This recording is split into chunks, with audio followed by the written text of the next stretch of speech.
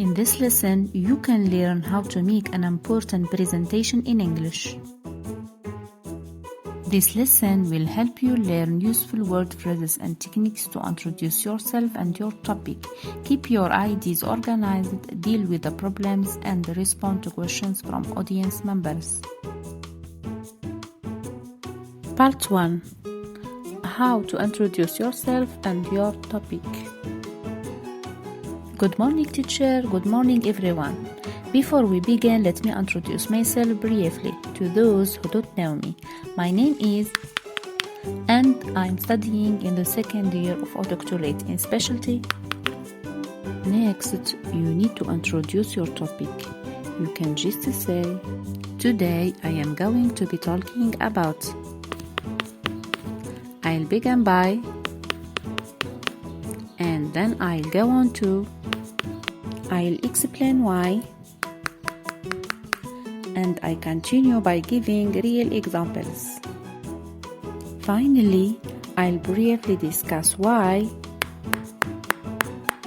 and I'll be asking you to think of why can be incorporated or avoided. How to make a strong start. Of course, you must be a good speaker. Getting the pupil attention start from the beginning. In your introduction of topic, you can use one of these three techniques: short story, problem solution, interesting fact, or statistic.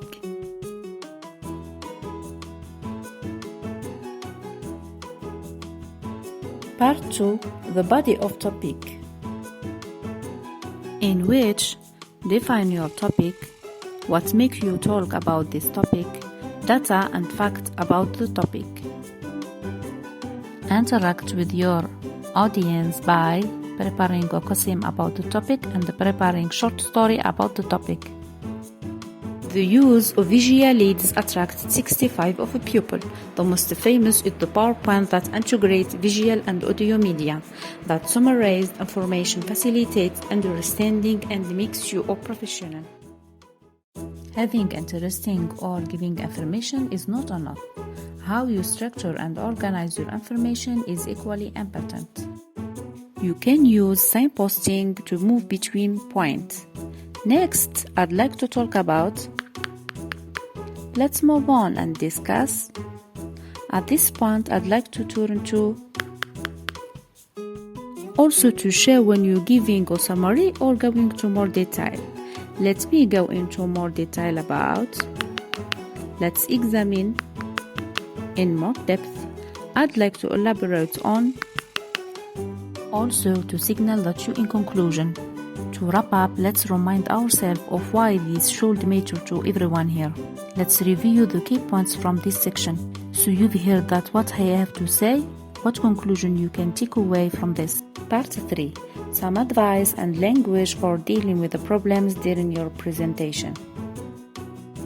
If you lose your place and can't remember what to say next, you can use filler phrases. Where was I? So, what was I saying? If you still can't remember, look at the notebook where you put the points. In mistake and clarification, you can say, let me rephrase that. Actually, what I mean to say is, to clarify, I wanted to say that. For adding something you forget, you can say, let me just add one more thing. I'd like to add something to a point we discussed earlier. Let me return to an earlier point briefly. Finally, what do you do if someone asks you a difficult question which you can't answer?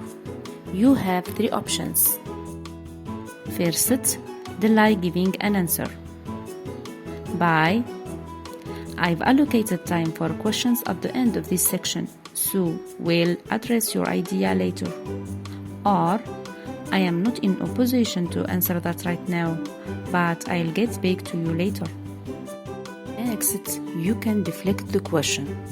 For example, that's an interesting question. Before I answer, I'd like to know, what's your take on this? Or, you've raised an important point there. What does everyone else think about this? Finally, you can dismiss the question and move on. For example, thanks for your input, but I don't see how that's connected to what I am seeing.